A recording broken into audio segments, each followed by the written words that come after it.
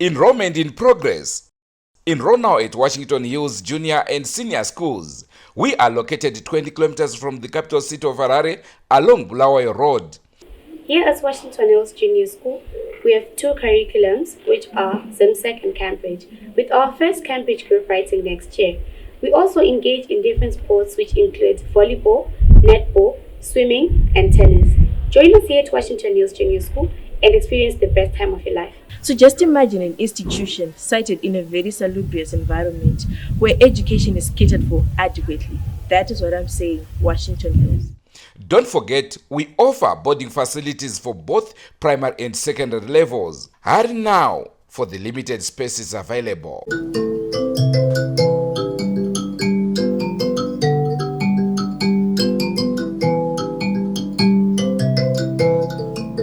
Muri Zimbabwe muri rudadiso nasira ari mwezuva arangozitati rodziendrude shamba madlovu makadi aiwa ndinofara shamba makadi zvenyu pakati pedu tauya tine munyarikani pachirongwa another level mukanya tikukwazise mukanya taisa zvanza zvedu musha unaharanga iro aiwa musha unayo haranga ingamboshayi kwese libingelela muli yeZimbabwe ikuhlangana njalo namhlanje kolunye uhlelo another level lapho ke esihamba khona lengcishi yethu kweze miculo elami igama nginguthathiwana Shekhuthama uMandlovu wenu ospecial hongu nasi thina mkhoma Clive Mukundu, Clive Monomukundu. Ininda ingofunguzira kuti Mono ndo zita racho. Rekedza itinzwe kuti rakabva kupi. Richireva kupi. Wakanyora kuti Mono pa mari ndo nyimwa mari. Ripo pachitupa. Ndokuti Mono rakabva pa kuti ndaline dread 1. Because ndashana ne band ne vanhu vese vamwe nemalocks. Ndingori ne1 chiti. Reference Mono. Rain's monologue manje. Monologue. Okay. Monologue because ranga ri 1. Mono means 1. Okay, aiwa pari kunzwisisika. Asikwadzise muri yeZimbabwe. Tinokurudzira kusubscribe ku Drewmas Media. Drewmas Media taking you to another level.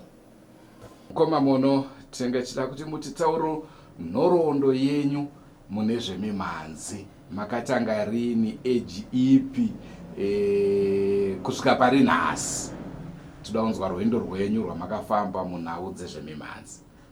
Okay, sekuziva vanongoita kuti mageneration edu isusu tisivaive kuridza magitare emagaba aya emaolivin chichi saka ndiri around age 9 ndopandakambogadzira rangu remagaba ranga rine tambo mbiri zvangu zviri zvemahombwe zvazvo but zvinhu zvaitoratidza zvinhu zviri kumberi. Ndandine mafriends angu mwainzi Jonas Yenge, mwainzi Jerry Parwada, saka takatanga kapindi kedu kainzi JCJ tichiri kuprimary school kumagrade 4-5 cheko asi kuzonatsodzidzira gitari chero ndakadzidziswa musi wa22 January 1988 nemuchinda mwainzi Last Side kuSt Mary's.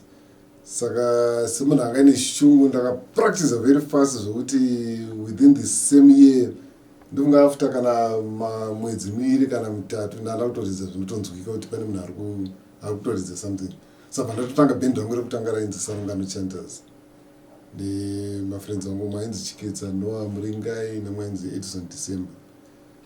Saka ndopandakatangira papapo. That was 1988. Ende kuzochitanga manje kuti maakuru aprofit kwaive kupi kwaikoko? Indaigara kwadzira but first band taipracticera kumufacos. So ndokuzva kudhara kuti mastudios kwangu ine 1 yenzi Grammar Records here. Saka maifanira kuenda kumaauditions makatariswa nezvimwe zvima-anticrisis zvipadhara zvinotyisa then mukangopoza chete madzingo kunge nyoka yapinda mumba so. Saka takaenda kumaauditions ndofunga takafoira more than 10 maauditions ende tairova netsoka kafurumukwadzana to Southampton. Mapedza morova netsoka futi kudzokera backwardzana. Saka takafoira more than 10 until munhu wese akapedzera angoneta. Ndangosara nda1 vamwe wese vangopedzera ngoti ishi tazvitazi. Saka ndoranga riri bhendi rangu rekutanga. Rechipiri rainzi Chucks Brothers ndakarijoina 1989 iro handisi ndakarifoma manje. Saka ndakajoina pamwe chete nina Admire Kasenga patazonosangana namudhara Jackson Piri kuNorton. Saka taisponsor nainzi Chaukura so saka band rainzi Chucks Brothers.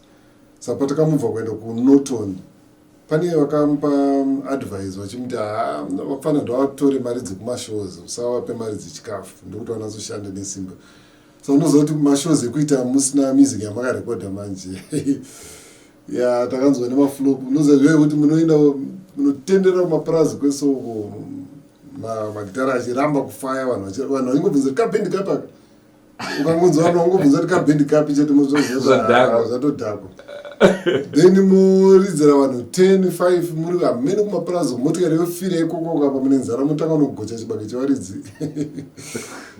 satakambona mawani saka bhendi iro ndakazobuda 1990 ndakaona kuti tarohwa nenzara bhozi takapedza takudya maputi makuseni maputi masikati maputi manheru ndinenge tori sapa iyo zoti munhu arigona kutosvika tichidya otofunga kuti masnakes akutonokora asingazoda akutotora sapa ipapapo saka takambochiona ipapo so that was my second band so I think ndingati second professional band rechitatu ndo rakazokwanisa kurekodhera inzi chikokoko takarifoma 1990 ndichangobva kunoton but amuvha kuenda kwamutare saka patakaenda kwamutare takanyeberwa nachikokoko manje kunzi ndaona contract pahotel tichigara pahotel tichidya pahotel sanozanana kutozona ndakagara paside peswimming pool ndakabata kagirasi kewine chichichichi tichisvika kwamutare kwaya kuona hapana contract iripo pekutogara pacho hapatorina takutonoungana pambe pemukoma wake takutotanga kutotsvaga mabasa imomomo ekuridza unoza mutare nemakomo chikwira makomo aya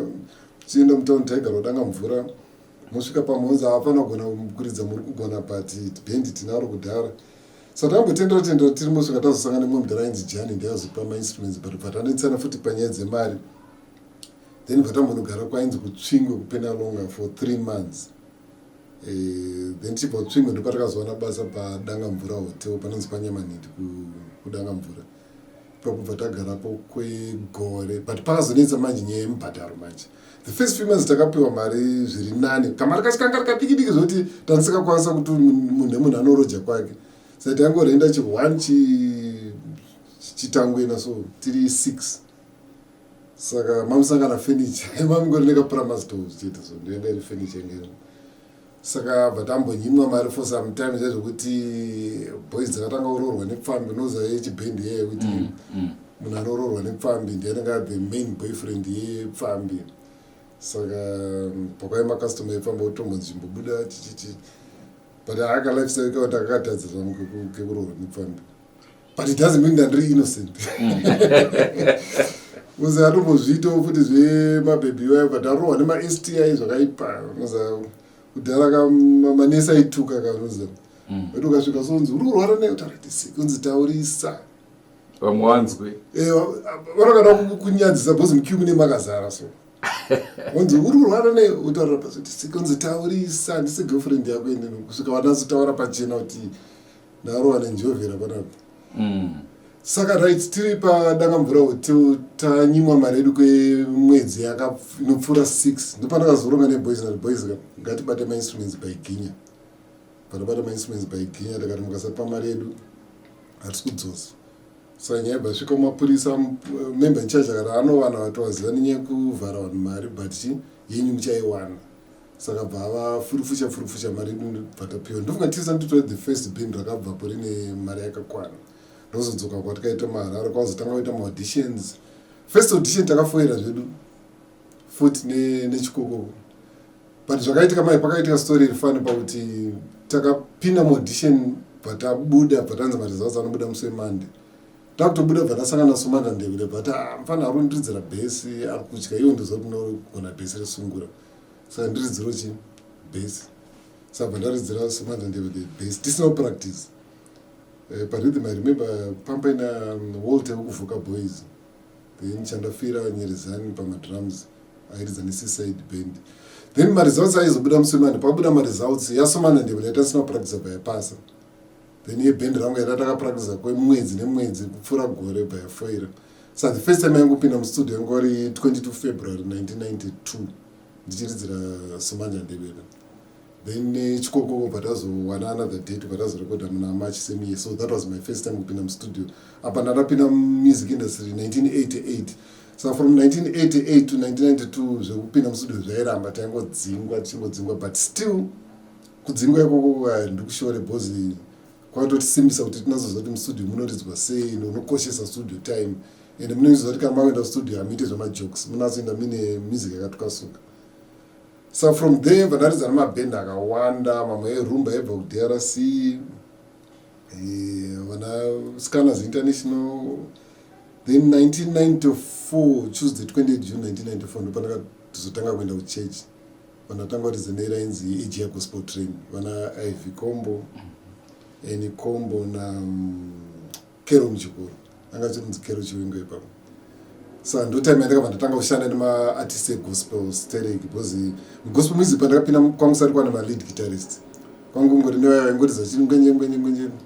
Saka pandakatanga kupinda manje zvangu zvitori zvakuti gitara rinazoridzwa richitonongorwa zvimwe zvezvo.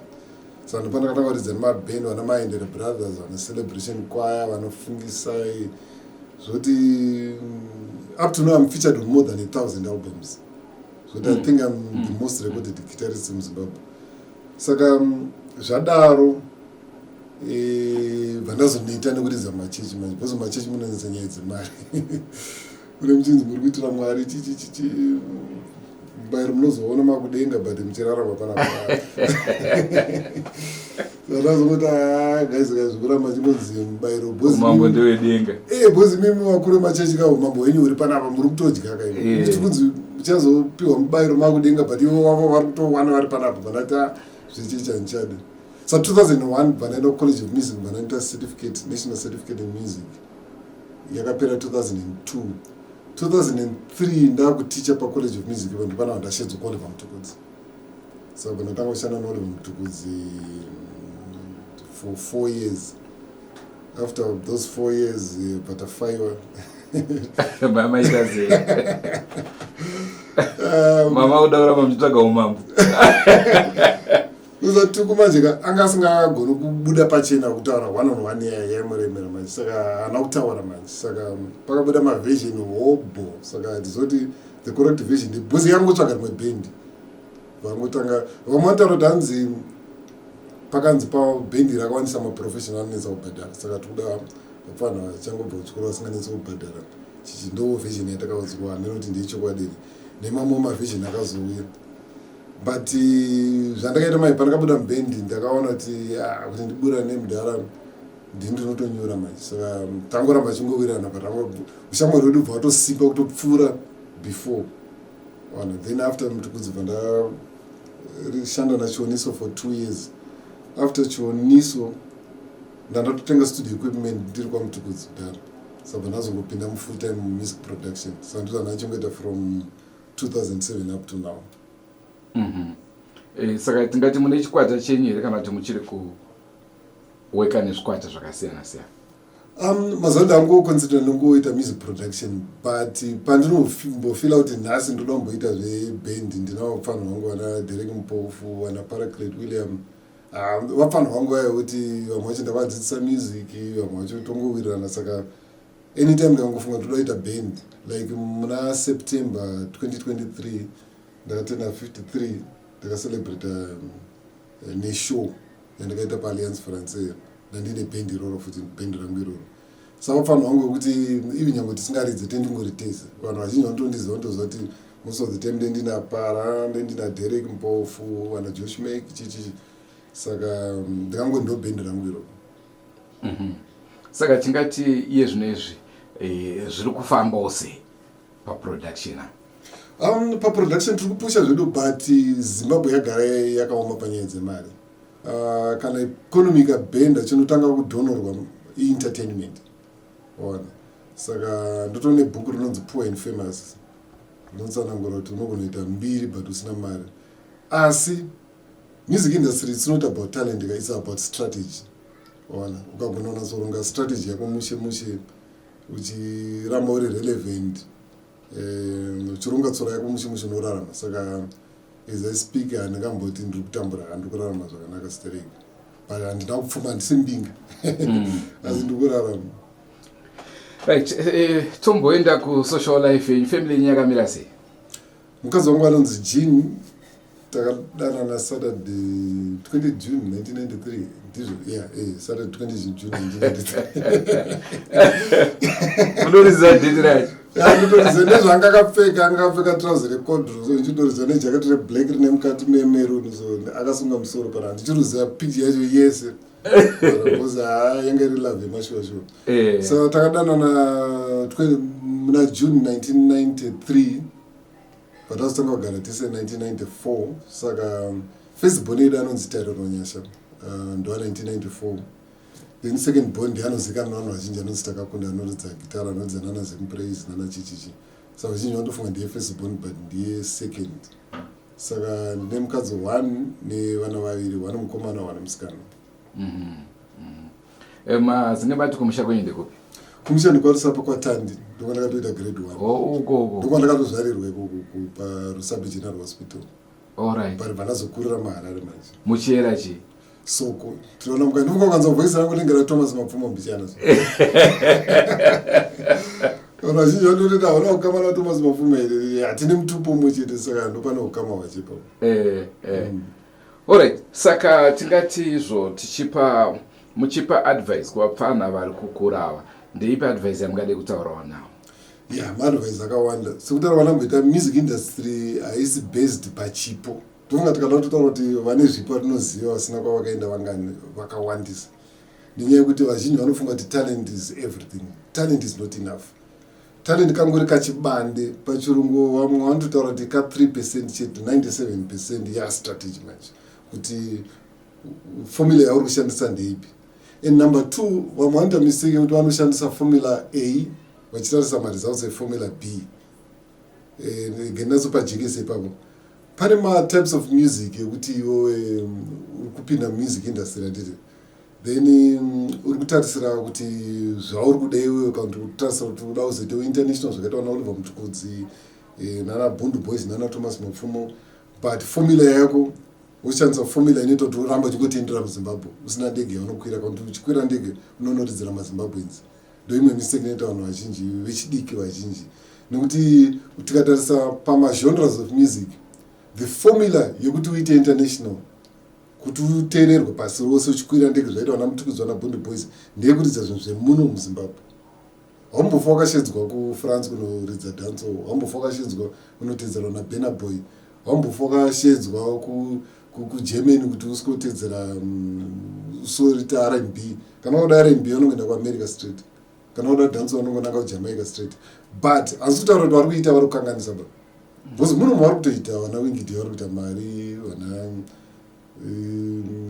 vese vana Freeman vari kuita mari vari munomu, but ndingotaura kuti unofanira kufunga kana kuti kuronga kuti formula yauri kuda kushandisa ndeipi. Unoda kuita international artist here kana kuti unoda kungoita artist anotendera munhu because muno macho unokwanisa kudya futi wana. Saka each genre of music ine ma-results ayo and ine ma-advantages ayo nema-disadvantages. Vafanira kuti ukaenda kuma-clubs ma-restaurants kwekwe vanokudza kuti tikashedza vanhu vejazz vanoridza jazz vaya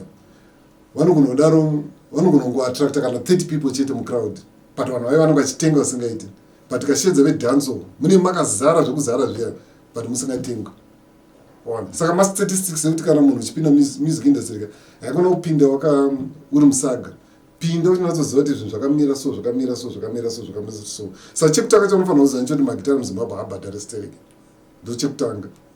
Saka zvaasingabhadhari kudaro kana uri kuchikoro haikona kukurumidza kusiya chikoro uchiti ndakugona kuimba, no, pfuurira mberi nechikoro because magitara anotoda kuramba iri side hustle until akubhadhara kupfuura the main hustle. Then chechipiri wosaridza kuti genre yauri kuda kuita iyi ine ma-advantages api, ma-disadvantages api, inobudisa ma-results api, wogara uchitoziziva. Then number 3 usafokana mistake iri kuti kana vamwe kunzi hanzi I'm a versatile artist ndoridza zvese ndoda kufadza vanhu zvese. Ukatarisa international even right now vese ma-icons ma-superstars hakuna asina category. Burna Boy handongozikanwa ndewe afrobeats, Sean Paul anongozikanwa ndewe dancehall wana, vekusouth Africa vanongozikanwa ndewe pane veyamapiano. Saka even kana wakuapply ma-festivals kunze kwenyika vanoda kuzoti category yako ndeipi. So usambofa wakazvinyepera kuti ndoda kuridza zvese ndofadza munhu wese because even ma-promoters acho chaanokudza kuti ini ndiri promoter werock chete, uyu ndi promoter wedancehall chete, iwe wosvika uchindoridza zvese unongosina paunokwana macho. So basically zvandoda kuedza kutaura ndezvokuti music industry, it's not about talent, it's about strategy. And kana waratidzwa strategy chiregedza kuita nharo, nokuti vazhinji vanoda kuprotecta what they wish was true. Chavanoshuvira kuti dai change chiri chokwadi ndicho chavanoprotecta, but chokwadi chinongoramba chakamira so hauchitsukunyutsi.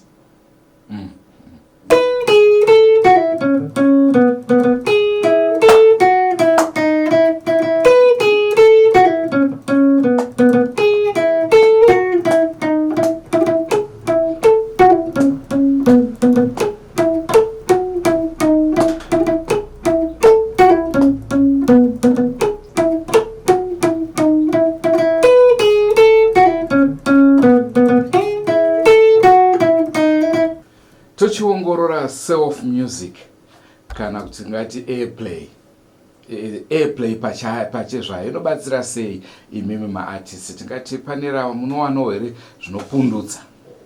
Okay, chekutanga airplay advertisement kuna artist ndo chekutanga ichocho. And artist kuti artist anzi aita mbiri kana kuti ashedza vanhu kana kuti aunganidza vanhu pashow zvinoenderana nekukura kwezita rake, ende zita rinokudzwa. Chinhu chekutanga chinokudza zita airplay paredio. Ndosaka chonoti ukaenda kuna America kwekwe havatoridze any music yekunze kwenyika.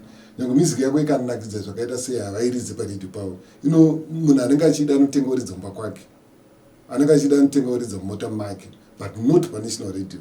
National radio vanoita yekutochengetedza, inotoprotectwa zviri political. And wotarisa kune dzimwe nyika dzose kunoti une ma-airplay quota laws yekutoti kana muchiridza paredio percentage yakati, ende nyika zhinji it's over 90% munofanira kuridza muno munyika muno, then mozonzwa maybe ka 2% ndo dzamunoridza dzekunze kwenyika. Saka mutemo uyo pawakamboiswa muZimbabwe ndakanzwa vazhinji vanga vasingazvinzwisise vataura kuti hanzi takudzvanyirirwa yaNorth Korea. That no, haisi North Korea. Ukatoenda kuAmerica kwacho chaicho kwamunoti kune democracy chako chako, haufa wakawanzwa pachiridzwa ningirini music yekudhera sei kana yekuZimbabwe kana yekupi. Tuku chaicho was very huge muAmerica, but panational radio anga asingaridzwe, angatoridzwe pacommunity radio kana yepachikoro, not panational radio. Saka ndonzwa kurwadzwa zvikuru ndichiona pamaradio station edu emuno muZimbabwe the way yavanopusha music yekunze, nekuti vari kutodzosera marasha kuwange, muri kudzosera mari kune vanayo kudhara. Then number 2, chimwe chinobatsira airplay, kucopyright law pane anonzi ma-performance royalties. Imari inobhadharwa munhu ari kuimba nemunhu akanyora, nokuti munhu anogona kungonyora song oregedza kuimba zveko ungogara ari kumba achingonyora vanhu masongs, anowana kati yake pama-performance royalties iwayo. And anouya through kuridzwa kwemusic paredio, kuridzwa kwemusic mundege, kuridzwa kwemusic kumarestaurants nekumwe kwakadaro. Saka maradio stations akapusha music yekunze futi vari kudzosera mari kunze, vari kutoburitsa mari kunze kwenyika, vari kutoexternalize mari, vanhu vaifanira kupusha vanhu vemunomu. Then chechitatu pa-airplay manje kupsychology pane inonzi mere exposure effect, yekuti ukangoramba uchiudzwa chinhu, even manyepo chaiwo, ukaramba uchiudzwa manyepo anopedzera too chokwadi. Even iwe ari kutaura manyepo acho iwewe wacho nogona kupedzera kutobhilivha manyepo ako. Ndopawa redzokororo, ndosaka uchechi vachiti dzokororo ine simba. Saka pakaramba pachiridzwa music, even nyangwe type of music yamunoti inobowa, munopedzera makutoida. Zvakafanana dhanso chaipa yakatanga kupinda, vanhu vazhinji vaitopopota makombiyuta, bvisai noizi, but inozvi yatobig nenyaya kuti yakaramba ichingoridzwa chete mumakombi. So chinhu chinonzi airplay chinhu chakakosha zvikuru. Aino kuti inozvi kwane social media, kwane machannels akawanda ekuti music inogona kunzwika, asi still airplay inofanira kuprotectwa, yopiwa kune varidzi venyika. Right, pane inonguva mhuri yeZimbabwe, regai timboti tore mafemo zvishomanana atiri kuendera mberi nechirongwa Another Level.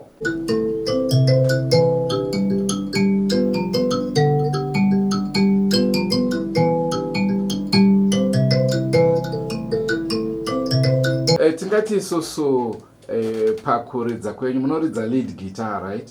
Ndoridza rangu chero lead guitar, asi ese ndoridza nema-keyboards ndoridza, nembira ndoridza zvese. Aha. Pa international scene music yakaridzwa nevamwe vanhu wekunze uko yamunokwanisa kunge muchimbotiridzirawo ndeipi? Dzakawanda. Because painternational scene ndonyofarira registering. So ndo dziri pamwoyo vana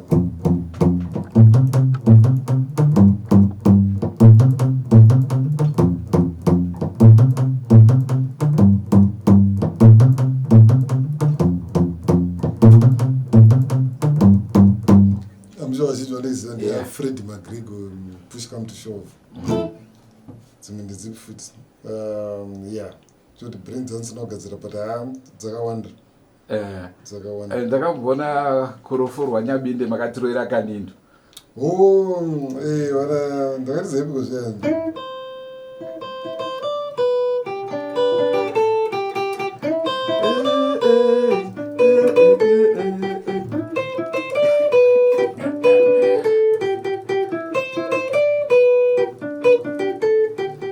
dzakanesa kuma 1970 chako. Ndo sekuru vesungura ka. Because ndo pakabva sungura paKanindo. Vaiti Benga Music kuKenya. Okay. So Kanindo rangatorisara producer. Oh, is it? Yainzi Faris Kanindo. Oh. The biggest producer weBenga Music yacho. Saka ane marecord labels akasiyana. So one of his record labels ndo yainzi Sungura. Sungura zvinoroti tsuro muchiswahili. Sungura inotangira muno? No, haisi muno ndeyekukenya. Nobva paBenga Music ipapo. Yainzi Benga Music kuKenya from the Luo tribe yekukenya. Saka the producer akanyoita mbiri serika yainzi Faris Kanindo angari a member of parliament futi. That's why saka sara producer ainyorwa pamusic mai. Saka yakatanga kuya muno mwana uchiona pakanzi Kanindo wakabva funga kuti music inonzi Kanindo. Ukatoenda kuKenya itonzi Kanindo inonzi Benga Music. Then Sungura ranga risere record label. Okay. Yeah. Yemuno mjaje imbira wana Sana Thomas Mfumo Oliver Mtukuzi. Ngangoti mbira based music yese. Because tikasanganisira Oliver Mtukuzi Thomas Mfumo chioniso maraire. Wese music yese iri based pambira music. No music 100% yemuZimbabwe. And no music yakatengeseka kunze kwenyika more than any type of music muZimbabwe. Hatinambobvira taexporta any type of music inopfuura music iri based pambira. Because ndoye muno muZimbabwe chaichaio. Ndicho chirongwa chatakupai. Ndofunga manzwa zvakawanda kubva kuna Monomukundu. Ndofunga madzidza zvakawanda kana imanjofu. Liqiniso Shumba Mfundi okunengi kakhulu. Nthemba ke lani balaleli emakhaya kunengi elithela ukukufunda namhlanje kuhlelo thula namhlanje kwezemiculo kulabo abazafisa abalesifiso sokuqala uhambo lwemiculo. Nthemba ke lizwile kubana hayi uhambo lwangikhona alukho lula nje lufuna osezimisele olesipho sakhe osezimisele ngempela ukuthi hayi usefuna ukuthatha uhambo lwemiculo. Zwiri warumwa ngatisakalimburi yezvizimbabwe mune zvimwe zvirongwa zvacharabatikupai rangozita ndinodziendruneshamusakanganwe Subscribe to Drewmas Media. Drewmas Media taking you to another level. It's bye for now.